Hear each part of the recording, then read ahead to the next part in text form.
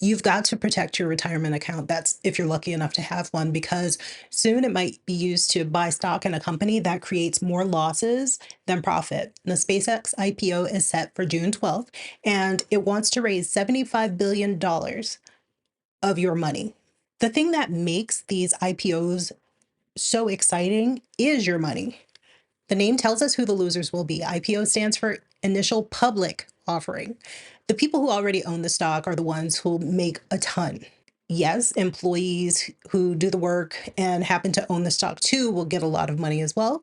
And I'm really happy for them, just like I was happy for me back in 2020 when Tesla was added to the S&P 500. Back then, I saw my stock grants just multiply into numbers that I never thought I'd see. In some ways, this IPO actually reminds me of that time with Tesla, and I haven't really heard anyone talk about this. Retirement accounts love indexes like the S&P 500 and the Nasdaq 100 because they're diversified and they generally have strong growth and aren't as volatile as the broader market is. But the Nasdaq just introduced a fast entry pathway, and now they can add a newly listed company to the Nasdaq 100 as soon as their 16th trading day. But it has to be a massive company like SpaceX. This process used to take 3 months. It took Tesla 10 years to get added to the S&P 500, and that's after even being eligible for a year because Tesla was volatile. And to stay profitable, Tesla actually sells its emission credits. When Tesla was trying to join the S&P 500, the commission had concerns about them. They thought that forcing their index fund to buy billions of dollars in a single stock all at once could artificially inflate the share price. And looking back, their concerns were very much right. Tesla is a volatile stock. Their beta score is 1.79. So, on average, when the general market moves up or down 1%, Tesla's stock moves up or down 1.79%. And that's fine when everything's in an upswing. But in this economy, how many automakers are really going to need to buy emission credits right now? So, Tesla is going to have to rely on their vehicle and their solar sales with the reputation that they have right now in this market. Maybe they'll just have to rely more on those Cybertruck sales that they do to SpaceX. The pitch for SpaceX is really compelling. They send rockets that look like they were designed by incels into space. They launch satellites and they resupply the International Space Station.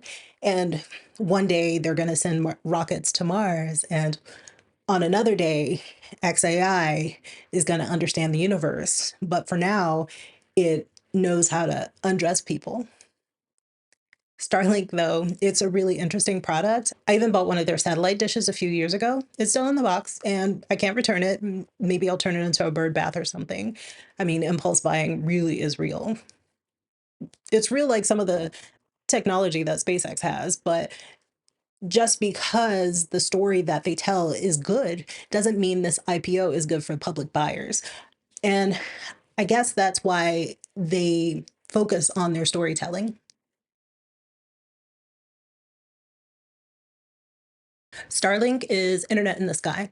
It brings internet to places that don't have internet access. It's actually a really impressive product if you ignore what happens when the satellites are retired and they fall back to the earth. And when that happens, they actually burn up, and the material that they're made from affects the earth's protective layer from the sun. Starlink is the one product that SpaceX has that actually makes money. All the other parts just suckle at Starlink's teat. But SpaceX is going public on June 12th and wants to be added to the Nasdaq 100 days later. Remember the concerns the S&P had about Tesla? What do you think is going to happen here? SpaceX wants to raise $75 billion, which means the company would be valued at $2 trillion. SpaceX is poised to be the biggest IPO ever. That value is more than twice the US military budget in 2025. And that's saying a lot, considering the defense budget is the place where US tax dollars go to just disappear. When I was at Tesla, one of my regionals wanted to buy lists of leads, and that way we could reach out to qualified people and work to convert them to sales. Can you imagine how much of your information is being sold? How does it feel to know that these data brokers are making billions selling personal information without your consent and destroying your privacy while doing it?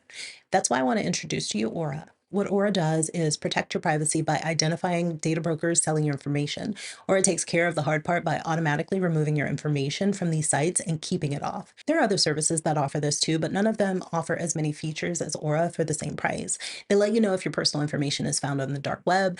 They give you real-time fraud alert for credit and banking. They keep your identity secure with 24/7 monitoring. And if anything happens, they include $5 million in identity theft insurance protection. You can try Aura for free for 14 days at aura.com/TYMSTY. I receive commission if you use my link. In the 2-week trial, Aura will start scrubbing your personal information off of these data broker sites. Don't leave yourself vulnerable.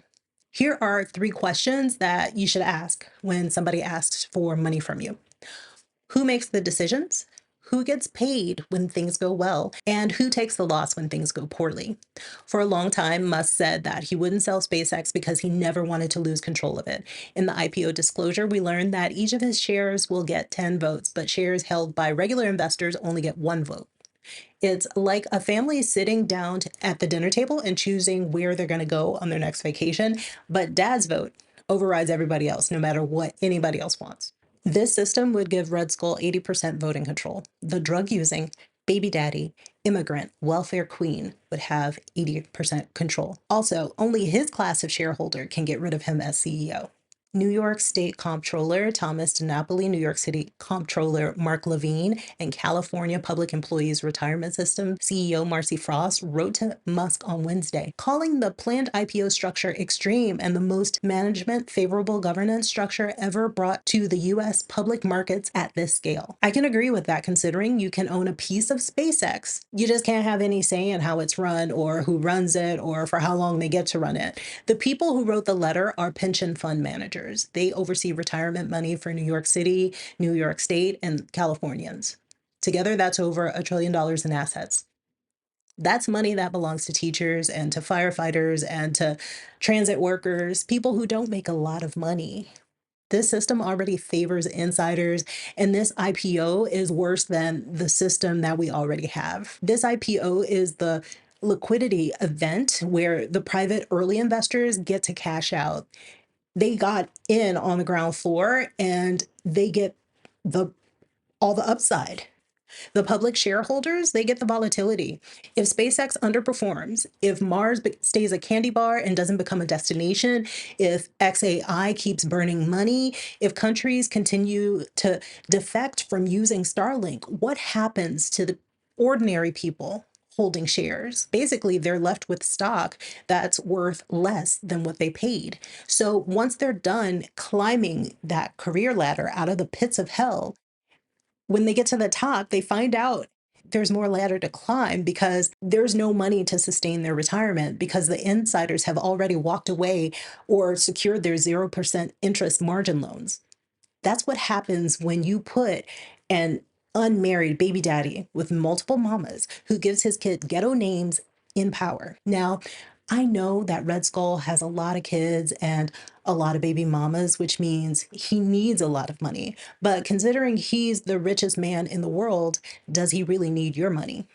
In a letter to the chairman of the Securities and Exchange Commission, Paul Atkins, Randy Weingarten wrote, I have significant concerns about the degree to which this extremely large offering will comply with the securities laws requirements concerning full disclosure of material information and fair treatment of investors, both in light of the prior conduct of the SpaceX officers and board and the press accounts of the offering itself. I respectfully request that the Commission look into a series of specific, significant issues associated with the SpaceX offering as part of the SEC review process. These issues are cross-jurisdictional within the Commission, affecting the work of corporation finance, trading and markets, investment management, the Chief Accountant's Office, and are thus properly your responsibility as chairman. Our concerns are driven by the potential impact of the IPO on the 1.8 million education and healthcare professionals represented by the AFT. Our members participate in retirement and other benefit funds with approximately 3 trillion in assets, and many of our members also invest in the capital markets as individuals. The full letter is linked in the video description. SpaceX is incorporated in Texas. Most major US companies are registered in Delaware. It's where SpaceX used to be registered. Texas is more permissive, and Delaware has strict rules against self dealing. That's having one company that you run buy from another company that you run. It's kind of like that circular financing that we're seeing a lot in AI right now. So, in other words, it's SpaceX buying $131 million in Cybertrucks from Tesla, and shareholders won't have any mechanism to challenge things like this. Even if your pension or your investment firm opposes dual class voting shares, the system doesn't favor them. These funds are graded against the index, and the cheapest way to hit their target is to own the measure itself. So when the index changes, your portfolio changes with it. I'm not asking if you believe that SpaceX will reach Mars.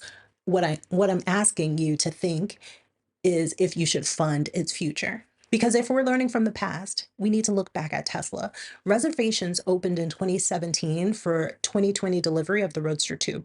In 2025, they said it'd come out in 2026. Now that we're here in 2026, the timeline is showing 2027 or 2028.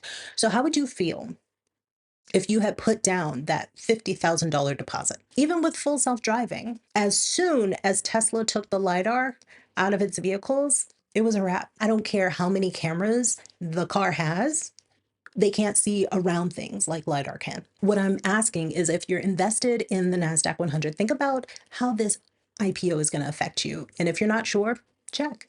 If you're invested, ask your broker for alternative funds. And on the bright side of all of this, you're lucky enough to have an investment to worry about. Not many people these days have that. Thank you for watching through to the end. I will see you in the next video. Okay, bye.